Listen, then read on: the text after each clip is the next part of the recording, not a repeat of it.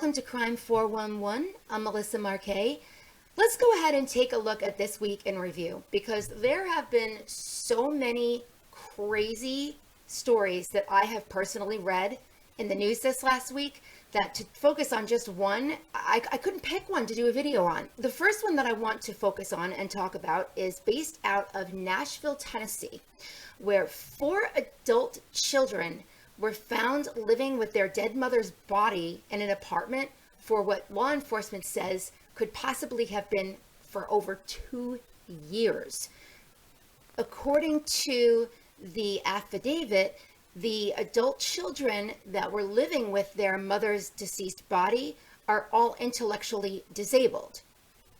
I have so many questions about this. For one, if you go to LaRonda Jolly, she's the lady who passed away. If you go to her daughter's Facebook page, which I did, they put together a GoFundMe at some point about 2 years ago saying that they were taking care of their mother who was very, very ill, that they needed money, that they had not eaten, they needed money for food. The entire GoFundMe post that they put together was very, very well spoken. And so if you are intellectually disabled to the extent that you're telling people you didn't know that you should have called someone when your mother passed away, how are you putting together that GoFundMe, and how are you self-sustaining for the past 2 years? Who's paying the bills? Who's doing the grocery shopping? Who's taking care of these people? If you are that intellectually disabled, then you would think it would stand to reason that you wouldn't be able to function in any capacity on your own, let alone for 2 years, right?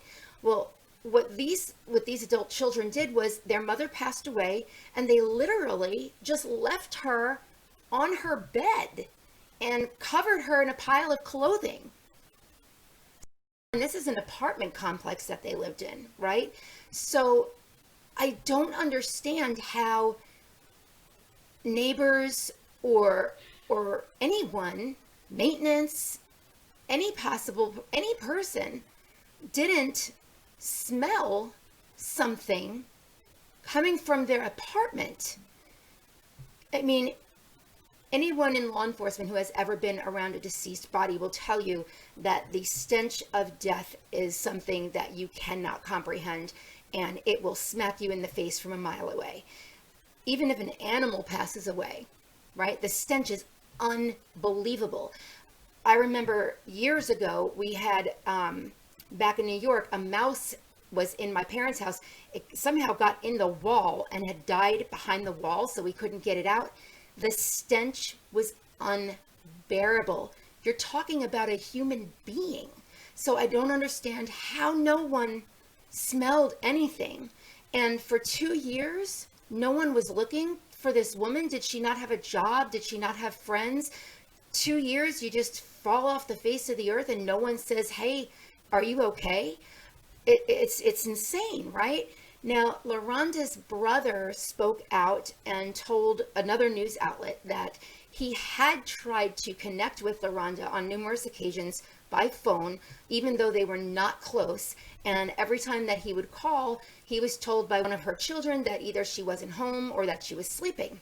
A wellness check was done in August, and when the officers went out to do the wellness check, they were told that LaRonda wasn't home. Nobody ever followed up after that.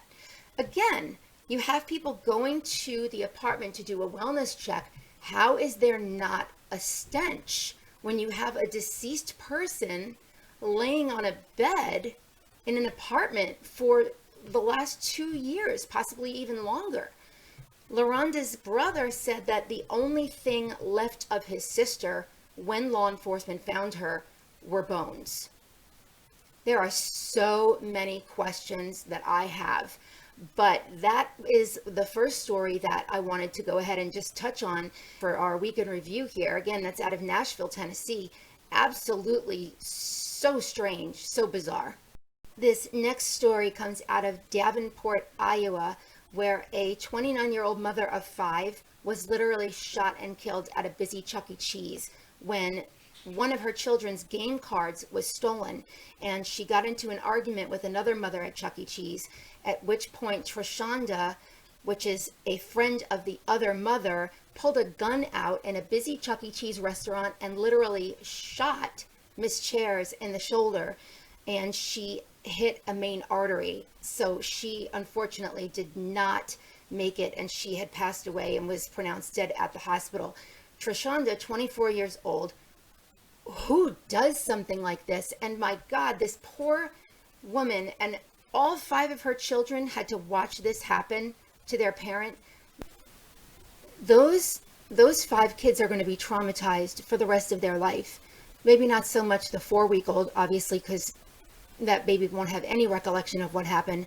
But these 5 little kids now have to live without their mother because this animal decided over a $10 game card that she was going to take a gun out and literally shoot someone in the middle of a busy Chuck E. Cheese. What goes through the mind of these people? I cannot for the life of me understand how anybody is that insane.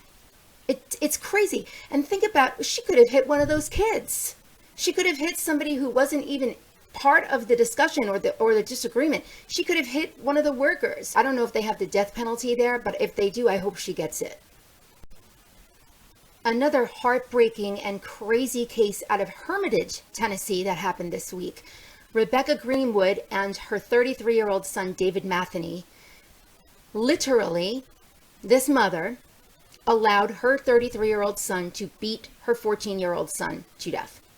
She admitted that she watched David punch and stomp on the head of her younger child, Saeed, during an altercation, told him to stop, walked away, but did nothing and never came back to make sure that the attack was over. Then her and David go to a bar for drinks. Yeah, you heard me right the first time, but I'll say it just in case you think you heard me wrong.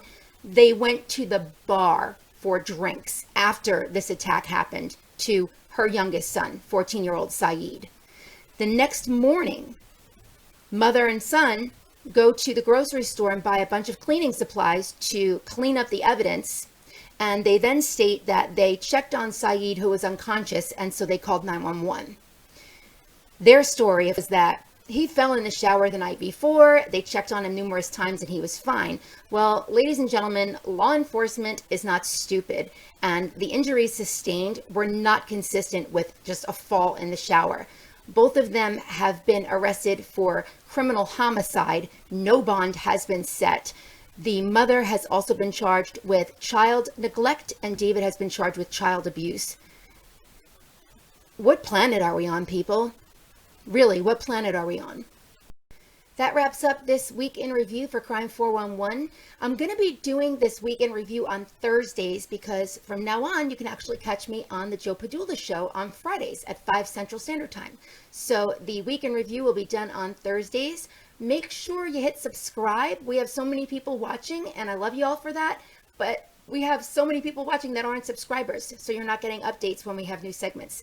Do me a favor, share this with your friends, share it on your timelines, on your social media. Again, I'm Melissa Marquet with Crime 411. Thanks for tuning in, and we'll see you soon.